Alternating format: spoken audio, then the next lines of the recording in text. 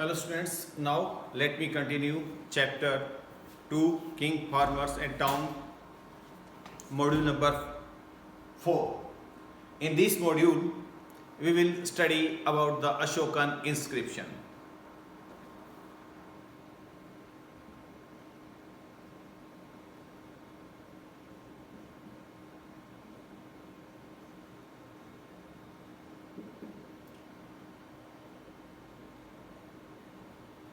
We will read about Ashokan inscriptions.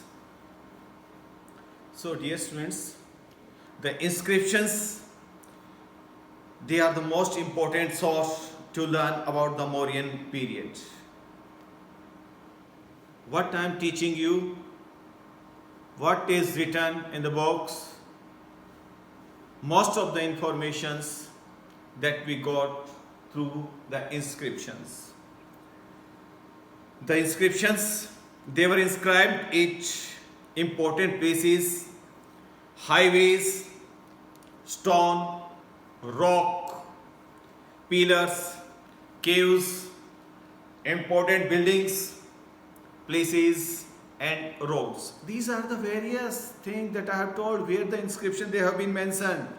They were mentioned on rock, they were mentioned on cave, they were mentioned on the places, pillar, stone, and these all inscription resembles with those of Irani's rulers Dorish I.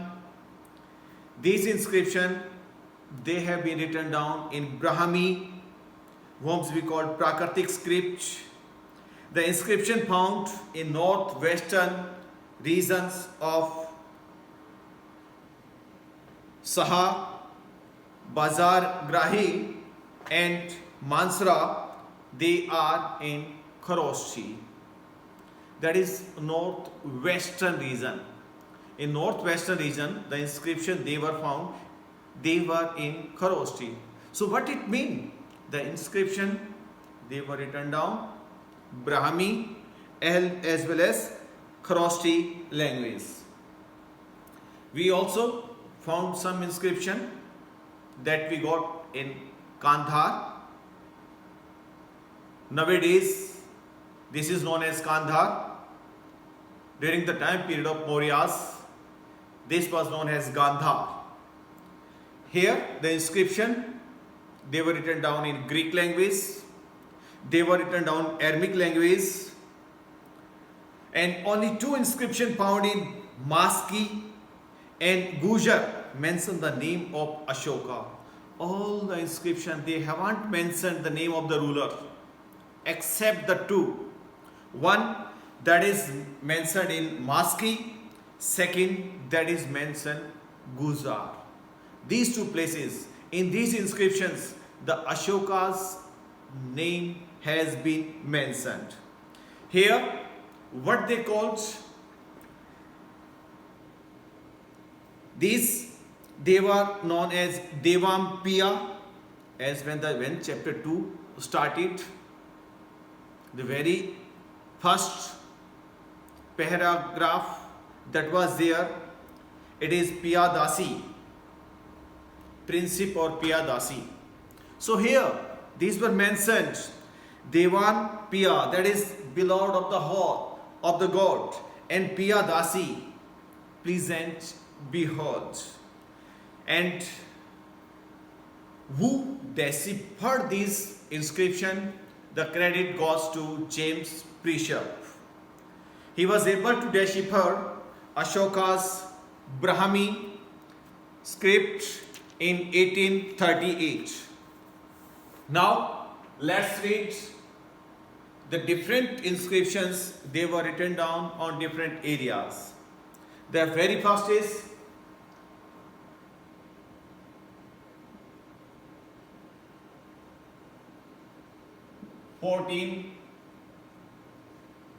Rock Edict.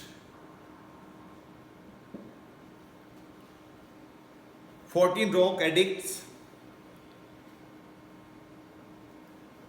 One of the all available rock edicts of Ashoka, 14 are the most famous. Though lot of many they were written down, but the 14 they are very much famous. They are Kalsi, Manchara, Girnar, Shopara, and so on. So on. Like that, the 14 they are there. That's your map questions are also there. In map question, it is mentioned the rock addicts.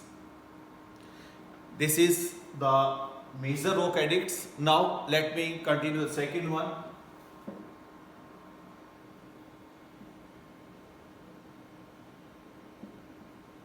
Minor rock addict.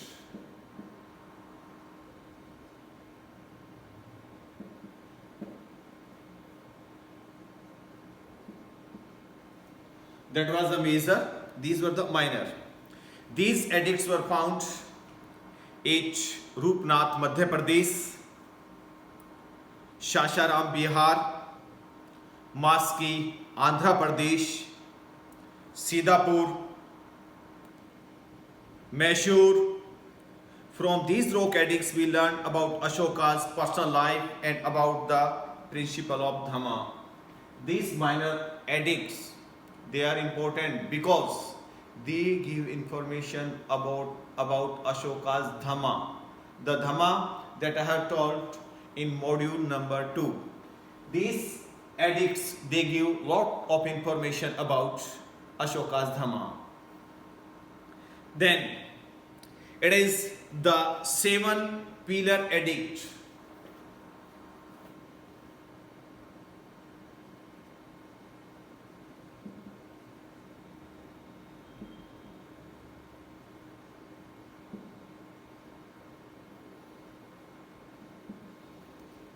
Seven pillar edicts.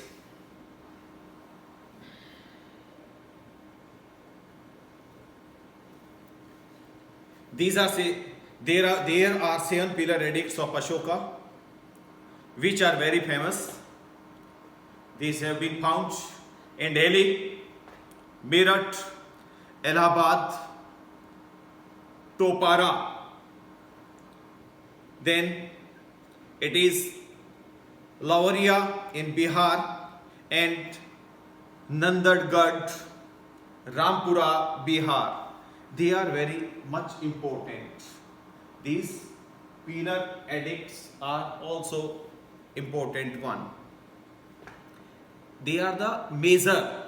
Then 4 minor pillar edict.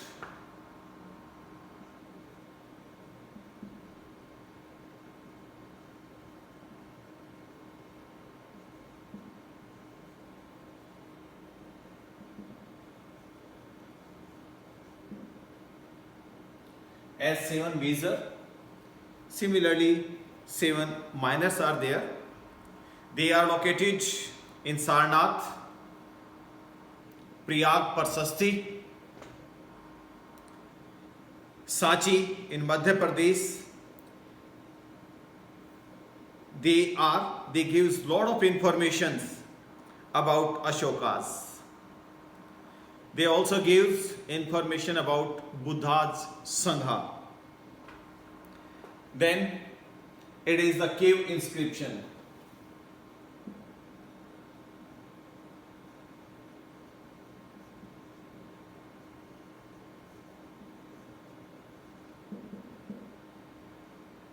The cave inscriptions.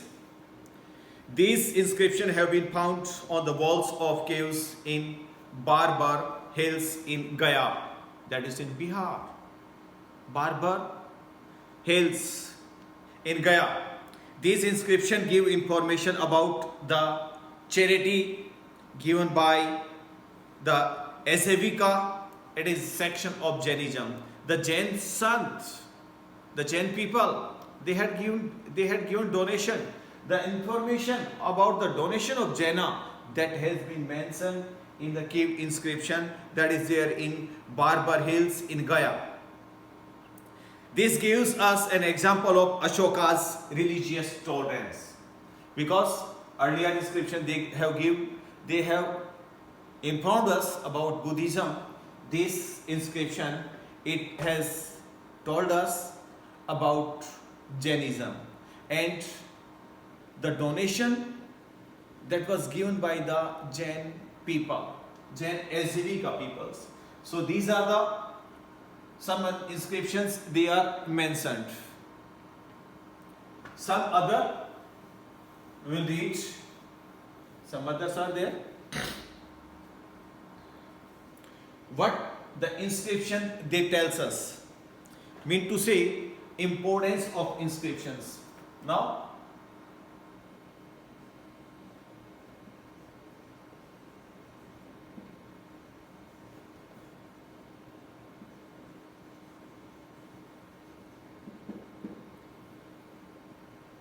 what is the importance of inscription? Dear students, these inscriptions they gives us the different type of information to us. Let's see it one by one. The very first is extent of Ashoka Empire.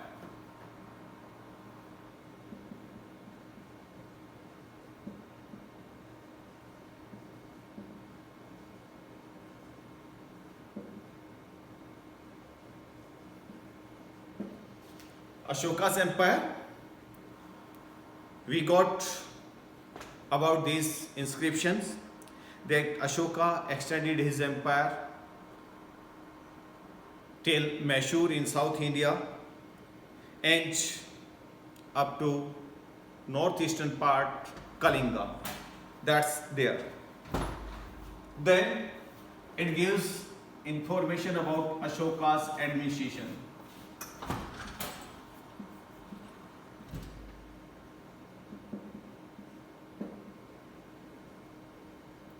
In my previous module, I have informed you Ashoka's administrations, how the administration that was divided by him. Then this inscription they gives us about Ashoka's Dhamma, Ashoka's Dhamma. What we have to do our elders, what we have to do with our youngers. That also I had told you about Ashoka's Dhamma in module number 2. The fourth one,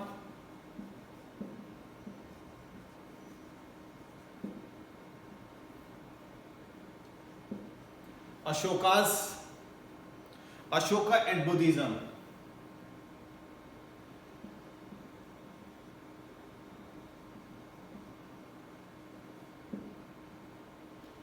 These inscriptions, they gives us information that after the Kalinga war, Ashoka left war. Lifelong he has decided not to do war, adopted non-violence, and he accepted Buddhism, became the follower of Buddha. That is also mentioned in inscriptions. Then it gives about Mauryan art,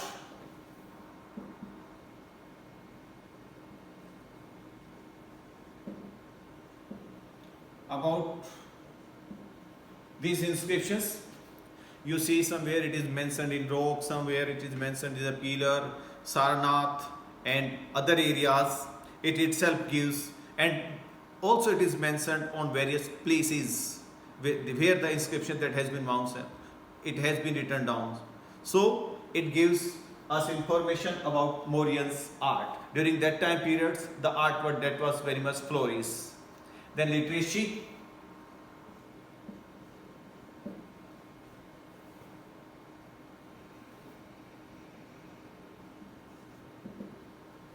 The inscription have been written down. We had studied major rock edicts, minor rock edicts, rock edict, and then pillar edict, pillar inscriptions, cave inscription. What it suggests? It means the peoples, some people, they were literate enough. It itself shows, because that if they are written down, someone is to read. When it is mentioned on the lot of places, it means the people they were literate enough. इसका अर्थ है कि लोगों को पढ़ने का ज्ञान था, उन्हें कुछ पता था, ये इन इंस्क्रिप्शन से हमें पता लगता है। Then the next one, relation with foreigners.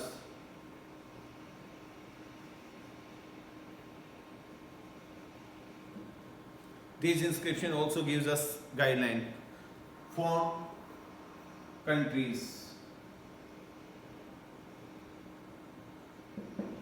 because we have studied about Greek, we have studied about Aramaic. So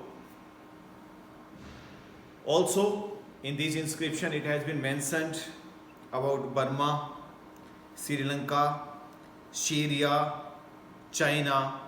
So it suggests he had a good relation with other countries of the world. That is the importance of inscriptions. Now the next problem of inscriptions. Next one is problem faced by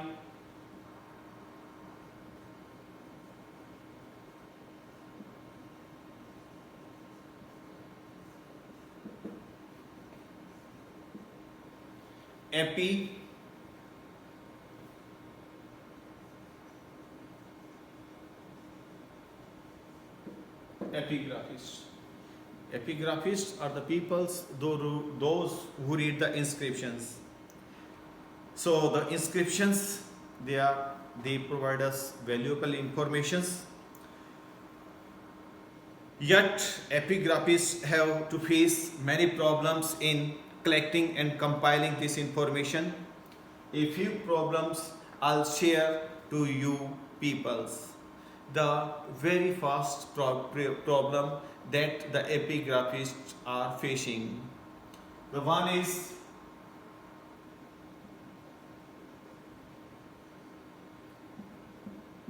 letters are faintly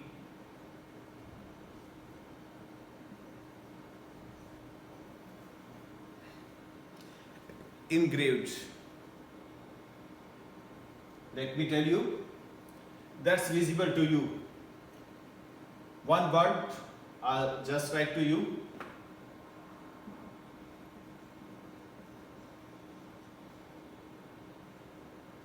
Now it is visible, but let me show you what it shows. It is faintly, very less visibilities. Similarly, the very first problem is this one is letters are like that, they are faintly engraved. The very first problem these peoples they are facing. So many times it happens, it is not possible to read such letters that is not easily readable. The second problems,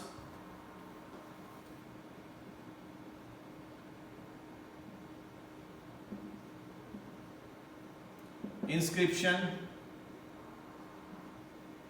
have been damaged.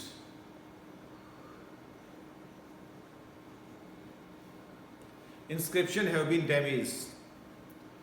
Let me do practically again. The word I have mentioned, economics.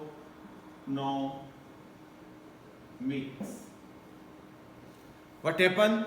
Sometimes some peoples, some naughty peoples, they do so, they damage the inscription like that. Now what the meaning is here? That letter is missing, that is damaged by some people, the destruction is done. Sometimes some people they do so like that. No one is able to study. This is the another problem which the epigraphists faced. The next problem, sometimes it is not easy to find the exact meaning of the words.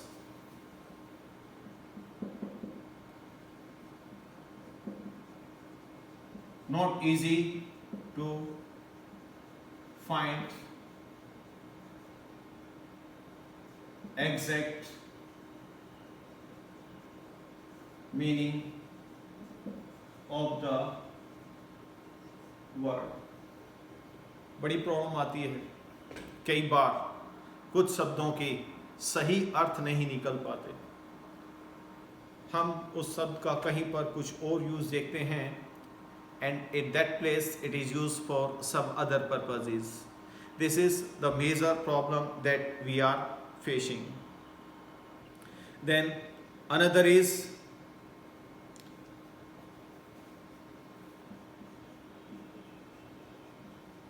many inscription have not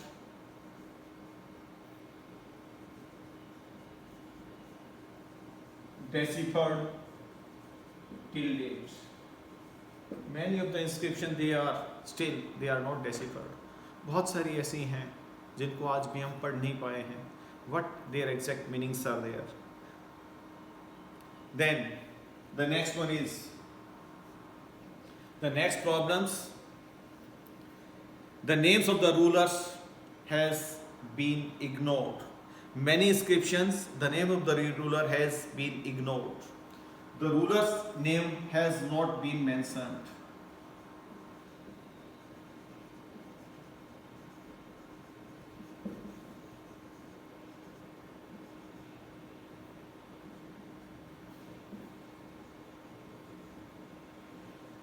There is another problem. Which ruler has done so? किसने लिखवाई थी? Who was that man? Nothing has been mentioned. This is a problem. We are unable to find out. We don't got the clues. How can we write down that it is that this inscription is particular of that date? This is the one another major problem that we peoples are facing. The inscriptions, they have been mentioned only some important events.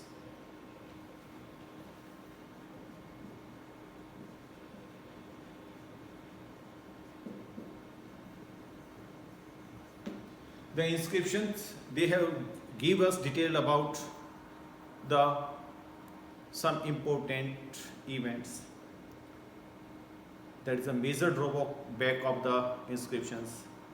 They didn't give us any information about the common people, their joy, their sorrows.